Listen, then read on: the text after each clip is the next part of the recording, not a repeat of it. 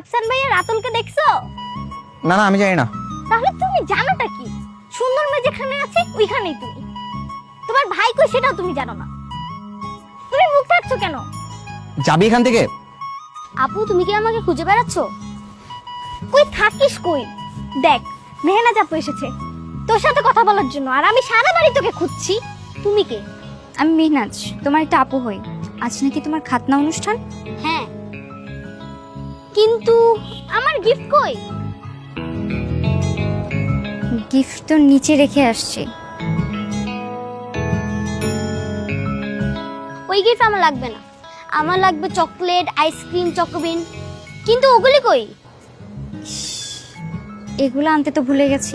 আচ্ছা ঠিক আছে, পরের বার আমি নিয়ে আসবো, প্রমিস। পরের বার মানে? আমার কি খাতনা দুইবার হবে নাকি?